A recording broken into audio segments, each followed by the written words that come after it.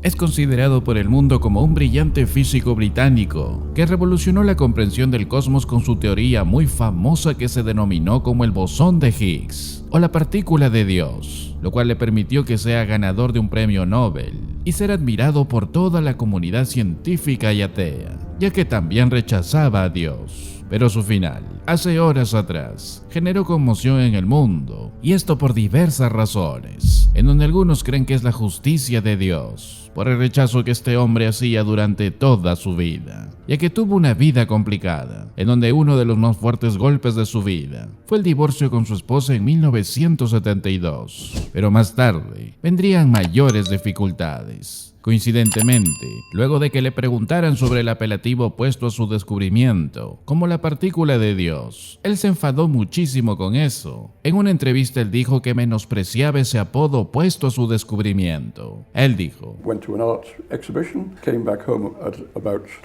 No me gusta para nada, porque en primer lugar, porque no soy creyente, pero aunque lo fuera, no me gustaría, porque incita a la gente a confundir la física con la teología. Él afirmó que aunque algunos contradecían la teología con su descubrimiento, habían otros grupos que habían intentado aprovechar el apodo para apoyar sus creencias religiosas. Él dijo: Me contaron que algunos grupos evangélicos lo han usado para intentar convertir a la gente a su credo, y todo esto me parece nefasto. Pero luego de un tiempo de meditación en su vida, él terminó afirmando lo siguiente: Conozco a muchos colegas que son científicos y creyentes, y considero que la ciencia y la religión pueden ser compatibles, con tal de que uno no sea dogmático. No estoy en contra de la gente religiosa, salvo que se comporten como fanáticos extremistas. Además, en una conferencia en Oviedo, también manifestó lo siguiente: Aunque no soy creyente, no hay conflicto entre el Dios creador y lo que hemos descubierto del universo. Es perfectamente posible creer en Dios y ser a la vez científico. Ahora, para la mayoría de científicos coinciden en expresar estas palabras como lo hizo el Laboratorio Europeo de Física de Partículas, conocida como el CERN, que dijo: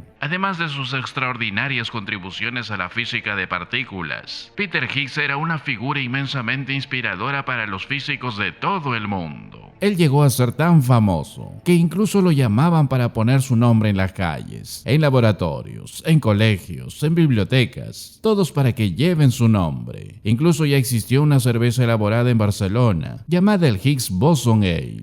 Higgs fue galardonado en el 2012 con el Premio Príncipe de Asturias de Investigación, porque en ese mismo año se descubrió en un colisionador de hadrones, en Ginebra, una partícula más pequeña hasta el momento, que da masa a los átomos, y lo definió como el bosón de Higgs, y algunos lo apodaron como la partícula de Dios, encontrada por este científico, en donde afirmaban que es lo más pequeño que da masa a las cosas. Y con esta teoría, muchos ateos querían negar a Dios y a la creación de los 6 días de la Biblia. Ellos entendieron que este bosón otorga masa a otras partículas en el universo y pretendieron comprender las propiedades del bosón de Higgs y cómo se transforma en otras partículas, lo cual es fundamental para desentrañar los misterios del cosmos, llegando a concluir que sin el bosón de Higgs y su campo asociado, todas las partículas desde las gigantes estrellas hasta los diminutos neutrones serían objetos sin masa que pasarían zumbando a la velocidad de la luz. Pero lo que Higgs no descubrió es cómo se crean por sí solas estas partículas diminutas. Y grande fue la sorpresa para los científicos, ya que hace meses atrás, luego de más de 10 años de descubrir ese bosón, otros científicos descubrieron aún cosas más impresionantes, ya que encontraron que aún ese bosón de Higgs podía dividirse en más partículas. Y lo que conmociona aún más a la comunidad científica es que ni siquiera pueden descubrir hasta el momento en cuántas partículas. Esto podría proporcionar pruebas indirectas sobre la existencia de partículas más allá de las predichas por el modelo estándar de la física de partículas, afirmaron los científicos que son parte de este estudio mediante el detector Atlas. Es decir, aún no tienen ni la menor idea de cómo se crean estas partículas y en cuánto más están divididas y la complejidad de ellas. Pero solo la Biblia da la respuesta a todo esto. En el principio creó Dios los cielos y la tierra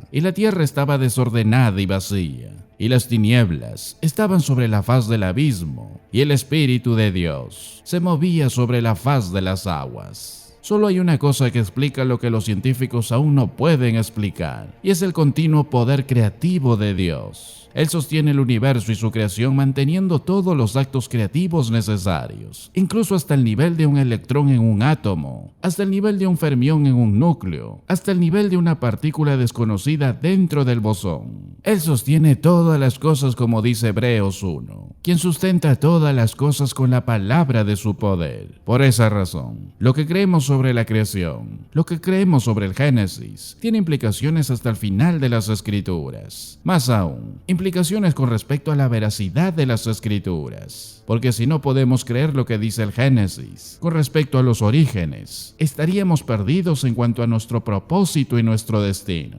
Por esa razón, o creemos que Dios creó los cielos y la tierra, o creemos que no lo hizo. Son las dos únicas opciones válidas para el hombre. Y si crees que Dios creó los cielos y la tierra, entonces te queda el único registro de esa creación. Y ese es Génesis. Y estás obligado a aceptar las Escrituras como la única descripción apropiada y precisa de ese acto creativo. Un conocido científico llamado Herbert Spencer descubrió que todo lo que existe en el universo puede estar contenido en 5 categorías, que son el tiempo, la fuerza, la acción, el espacio y la materia. Y con esta declaración, si repasamos nuevamente Génesis 1, en el principio, eso es tiempo, Dios, eso es fuerza, creo, eso es acción, los cielos, eso es espacio, y la tierra, eso es materia. Todo lo que se podría decir de todo lo que existe en el universo está dicho en ese primer versículo. Pero para algunas personas el libro de Génesis es un mito, es una leyenda, dicen que es una fantasía. Pero la realidad es que sí habla de hechos reales para el mundo real.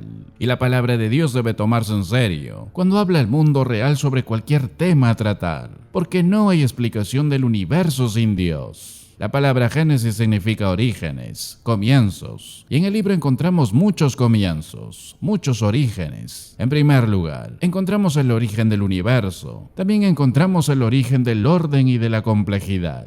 También encontramos el origen del sistema solar, en medio de este vasto e ilimitado universo. También nos habla del origen de la atmósfera y la hidrosfera. La Tierra está excepcionalmente equipada con una gran masa de agua líquida y una extensa capa de mezcla gaseosa de oxígeno y nitrógeno, las cuales son necesarios para la vida. También encontramos el origen de la vida, las maravillas del proceso reproductivo. Encontramos la complejidad casi infinita programada en el sistema genético de plantas y animales, lo cual es inexplicable sin la creación especial de una gran inteligencia sobrenatural, de una gran inteligencia poderosa. Y por supuesto, nos habla del origen del hombre. El hombre es la entidad más organizada y compleja del universo, es la ilustración suprema del orden y la complejidad, y que es capaz de comprender y pensar sobre su propio significado. Es la autoconciencia la que singularmente identifica y separa al hombre del resto de la creación. En el Génesis también encontramos el origen del matrimonio, la notable institución universal.